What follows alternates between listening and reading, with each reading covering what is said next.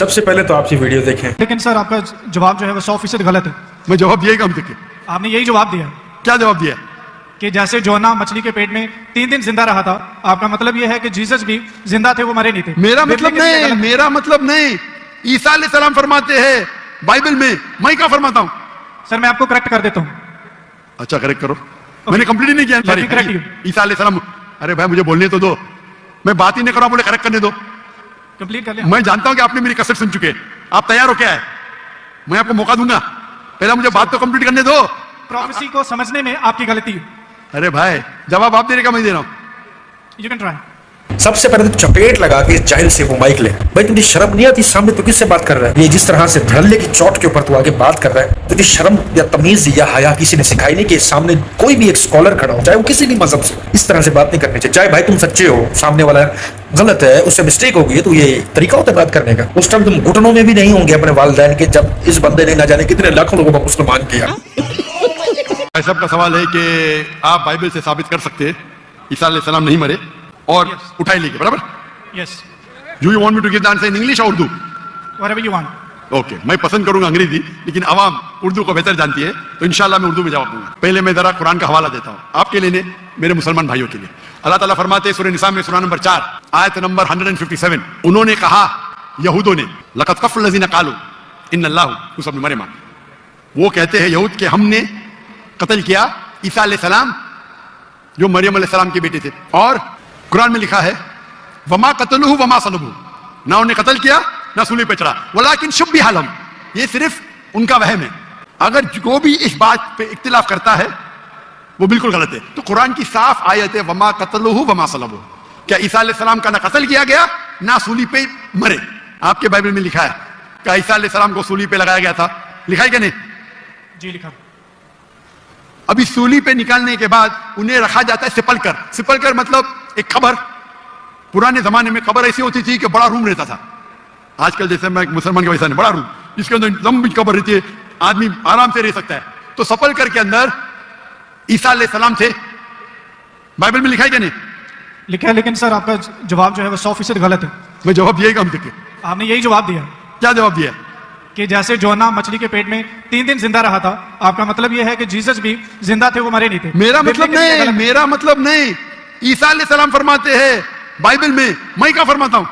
سر میں آپ کو کریکٹ کر دیتا وہ ہوں. تمہاری کتاب کا ایک ایک ورق جانتے ہیں, ایک ایک لفظ جانتے ہیں. بھائی اگر تمہیں کوئی غلطی ہے, کوئی شبہ ہے, تو ان کو موقع دو, ان کو ایک سوال کرنے کی تمیز ہوتی ہے. اس کو بولتے ہیں کہ جب ایک بندہ نیا علم سیکھتا ہے نا, تو پھر ایسی ابلتا ہے, کیونکہ وہ کہتا ہے کہ کوئی سنے, میں اس کو بتاؤں میں کیا ہوں, فنکار ہوں, میں بڑا میراثی کا بچہ ہوں, میرے کوئی سنے, کوئی میں نے کمپوزیشن بنائی ہے.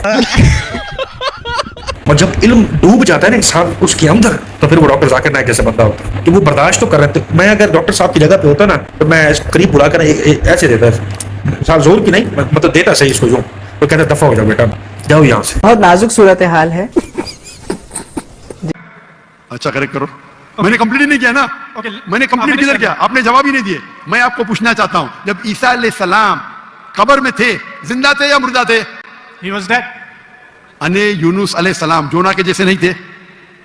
آپ نے ابھی کچھ دیر پہلے کہا کہ جونا زندہ تھے, ابھی آپ کہتے موسیٰ علیہ السلام مردہ تھے. عیسیٰ علیہ السلام, ارے بھائی مجھے بولنے تو دو, میں بات ہی نہیں کر رہا ہوں, بولے کریکٹ کرنے دو. کمپلیٹ کر لیں. میں جانتا ہوں کہ آپ نے میری کسر سن چکے, بات ہی کمپلیٹ میں کریکٹ کیوں؟ میں نے غلطی کدھر کی؟ آپ کو جواب دینے کا, مجھے تھوڑی. آپ نے کہا کہ جونا زندہ تھے, کہا کہ نہیں؟ جی جونا زندہ تھا. آپ نے کہا کہ جیسس کرائسٹ مر گئے, میں نے کہا کہ آپ نے کہا؟ میں نے کہا. تو غلطی میں فرام ایگزامپل. تو میری غلطی کدھر؟ آپ جواب دے رہے ہو, میں غلطی کر رہا ہوں. پروفیسی کو سمجھنے میں آپ کی غلطی ہے. عجیب ہے, میں سوال پوچھ رہا ہوں, آپ جواب دے رہے ہو, بولتے میں غلط ہوں. میں اگر آپ کے جواب سے اختلاف کروں گا پھر آپ بول سکتے ہیں نا. اختلاف کرنے کے پہلے آپ بولتے you are wrong, you are jumping the گن.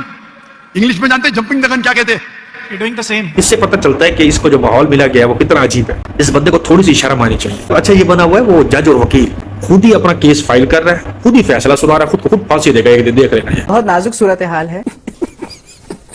جی کوئی لائی مت بٹانا ہے. ہم نے الحمدللہ دھوپ میں رہ کر کام کیا ہے. وہ دور تھا. میرے گھر میں ایک رکن شورا, جب یہ بن گئی نا مسجد, ایک رکن شورا نے, میں کہیں باہر تھا, شاید ملک سے یا شہر سے باہر تھا, پیچھے سے اے سی لگوا دیا. تو میں نے احتجاج کیا, میں نے کیوں لگوا دیا؟ وہ تو پورا ملک کا بھی سستے ہو گئے, سستا ہے. میں نے کہا بھائی मुझे यार बाहर दौरे करने होते हैं, पंजाब में, सिंध में, उधर गर्मियाँ होती, आग बरस रही होती यार, अब फिर मैं तो एसी तलाश करूंगा, अब मैं जाके एसी में फ्रीज हो गया तो काम कौन करेगा? ये मैं अल्फाज वो नहीं थे, लेकिन मैंने वो एसी निकलवा दिया था अपने घर से, मुझे नहीं चाहिए, उठाओ, मुझे काम करना है। ये हकीकत है कि जो भी एयर कंडीशन में रहते हैं ना कमरों में, वो काम दाऊद इस्लामी का अब जिस तरह हमने किया ना, उस तरह ये सोच भी नहीं सकते, ये कर ही नहीं सकते, बीमार हो जाएंगे।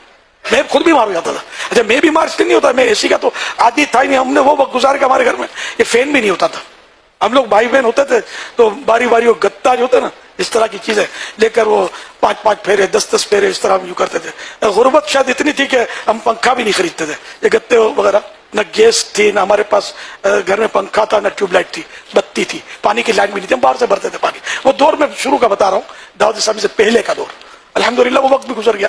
तो यूं मतलब हमने चूंकि गरीब और मेहनत मजदूरी, जब से होश संभाला मैंने मेहनत मजदूरी की और रोजी रोटी कमाई, तो इस तरह मैं यूं मंजा हुआ कि मुझे ये नखरे नहीं कि मुझे पंखा चाहिए या मुझे एसी चाहिए। अब मैं पंखे के बगैर नहीं रह सकता, अब आदी हो गया मैं। एसी भी है मेरे पास, एसी मेरे घर में यूं आया कि मुझे डॉक्टर ने मना कर दिया कि तुमको रमजान के रोजे नहीं रखने, मेरी कुछ तबीयत का मसला था, उस वक्त बाहर मुल्क था मैं और रमजान शरीफ आ रहे थे, मैं रमजान के रोज नफले तो छोड़ा दिए उसने, रमजान के भी रोजे आप ना रखें, ये हो जाएगा तो हो जाएगा। मैं कहा मैं मदनी मुज़ाकरे सारे महीने के नहीं करूंगा, ये एक मुस्ताहब काम है, फर्ज रोजा में छोड़ नहीं सकता। अपना ज़हन बनाया, उसको क्या बोलना था, तो मैंने बाहर मुल्क का मैंने कहा एसी लगाओ, मेरे घर में एसी लगाओ, एसी में पड़ा रहूंगा सारा दिन, रोजा रखूंगा, क्योंकि गर्मी मेरे लिए नुकसान देती, प्यास मेरे लिए नुकसान देती, पानी चाहिए। तो यूं मेरे घर में एसी लग गया, लेकिन सारा रमजान एसी चला नहीं, मुझे ऐसी जरूरत लगी ही नहीं एसी की। रमजान पैकेज मिल गया, अल्लाह ने अता कर दिया, मैं बगैर एसी के ही मेरे रमजान शरीफ गुजारा। अब इस वीडियो की आप लोगों को समझ आई है, मुझे तो समझ नहीं आई। ये बंदा इतना बौखलाया हुआ है कि सबसे पहले ये कह रहा है कि मेरे घर में एसी नहीं है, क्योंकि मैं एसी इस वजह से नहीं लगवाया कि जब मैं धूप में फिरता हूँ तो ज्यादा गर्मी लगती है, फिर मुझसे दिन का काम नहीं होता, तो पंखे में रह के गुजारा करता हूँ। और मैं उस दौर में उस घर से आया हूँ जहाँ पर गत्ते से बारी बारी एक एक जानदार को हवा दी जाती थी। घर में इतनी गुर्बत का आलम था कि घर में ना गैस थी ना बिजली थी। मैं ये सवाल नहीं करूंगा कि ये चीजें क्यों है अब आपके घर, अब आपके घर एसी क्यों है, वो एसी के बिना आप खुद कह रहे हो कि मैं नहीं रह सकता, और वो डॉक्टर ने भी मुझे बोला यार अब तुम नहीं रह सकते, फड़फड़ा जाओगे, तो उससे बेहतर है एसी लगवा लो। वो फिर भी हमने नहीं चलाया वो मामला। ये अल्लाह के वली है, वली कामिल की गुफ्तगू यही होती है। मतलब आप ये समझते हैं कि शेख अब्दुल कादिर जिलानी रहमतुल्लाह अलैह की जो गुफ्तगू होती थी, जिसकी वजह से वो हजारों के मजमे होते थे, तो चंद 100 लोग या कई लोग जो है वो फड़क जाते थे, मर जाते थे। तो अगर ये आज के गौसुल वक्त है तो उनकी ये गुफ्तगू है, ये एसी नहीं था अब है, गुर्बत और वो गैस नहीं थी और वो गत्ता हवा, ये एक वली कामिल की लैंग्वेज ये होती है। लेकिन मेरा इन तमाम बातों के बाद सिर्फ एक ही सवाल है कि आपके पास ये जो तमाम चीजें अब हैं, गाड़ियां, बंगला, ये तमाम चीजें कहाँ से आई, किसने दी हैं आपको? कहीं ऐसा तो नहीं कि लोगों ने जो दावत इस्लामी के नाम पे डोनेशंस दी तो आपने उन पैसों को इन्वेस्ट करके आज अपना घर और बड़ी बड़ी दुकानें, मार्केटें, मदनी चैनल के नाम से पता नहीं आपने क्या कुछ बना लिया। और पहले आपकी रंगत जो थी वो माशाल्लाह से गंदमी पक्के कलर की थी, अब आपकी जो रंगत है उसमें से ऐसे है कि लोग आपकी वजह से अंधेरे में अगर आप आ जाए तो रोशनी का काम लेते हैं। तो ये तमाम चीजें आपको कहाँ से मिली हैं, इन चीजों का जवाब आपको देना चाहिए। आम इंसान तक रसाई हासिल होनी चाहिए कि जिसको वो वली कामिल और गौसुल वक्त मानते हैं, उनके पास जो चीजें अब हैं वो कहाँ से आई। बात तो सही है। हुजूर गौसे आजम शेख अब्दुल कादिर जिलानी रदी अल्लाह ताला आन फरमाती हैं, आप फरमाती हैं कि मैं अपने पीर मुर्शिद, मैं उनके आस्थाने पर गया, मैं गया तो रात का वक्त था, तो आपने जब मुझे देखा आते हुए, तो आपने जब मैं आपकी दहलीज को पार करने लगा तो आपने दरवाजा जोर से बंद कर दिया। दरवाजे के ऊपर जो मिट्टी पड़ी हुई थी गर्द, वो उड़कर मेरे चेहरे के ऊपर पड़ी। गौसे आजम के शेख अब्दुल कादिर जिलानी के दरवाजा जोर से बंद कर दिया।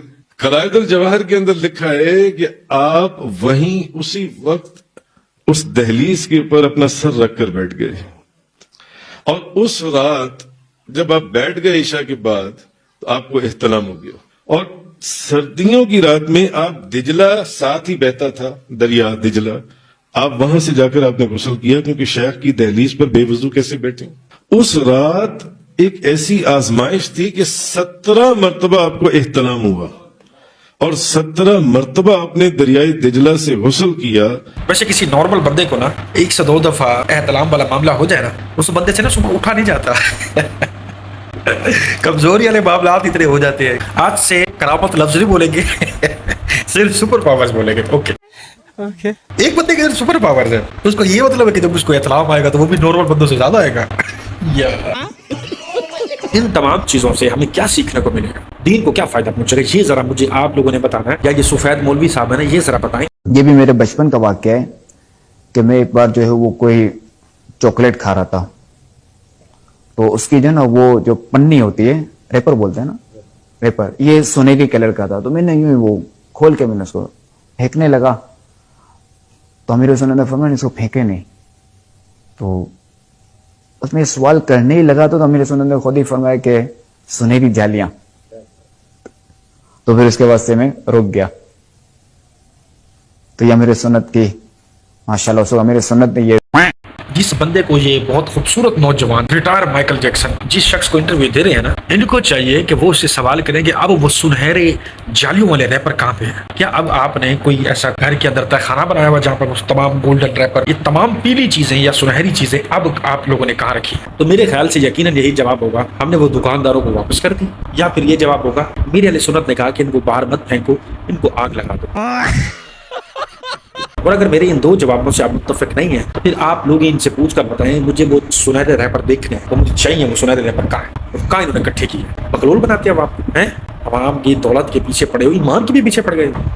खैर ये तमाम वीडियोस यहाँ तक थी, उम्मीद करता हूँ कि आपको तमाम एक्सप्लेनेशन पसंद आ चुकी होंगी। बाकी आप लोगों से एक चीज़ मैंने शेयर की है कि मेरी वालदा की तबीयत जो है वो फिलहाल ठीक नहीं है, उनके हक में दुआ कीजिएगा, और अगर आप लोग अपना प्यार उनको शेयर करना चाहते हैं ताकि मैं उनको अच्छे से अच्छा ट्रीटमेंट करवा सकूँ, तो मैंने एक पोस्ट शेयर की है, कम्युनिटी पोस्ट में, आप वो भी देख लीजिएगा। और मेरी इस कंडीशन में मुझे आप लोगों के प्यार की, आपकी सपोर्ट की बहुत जरूरत है। तो ये नंबर स्क्रीन पे आपको शो हो रहे होंगे। मजीद अगर कोई व्हाट्सएप पे कॉन्टैक्ट भी करना चाहता है तो आप इस नंबर पर रब्ता कर सकते हैं। अपना बहुत ज़्यादा ख्याल रखिएगा, दीजिएगा इजाज़त, अल्लाह हाफ़िज़।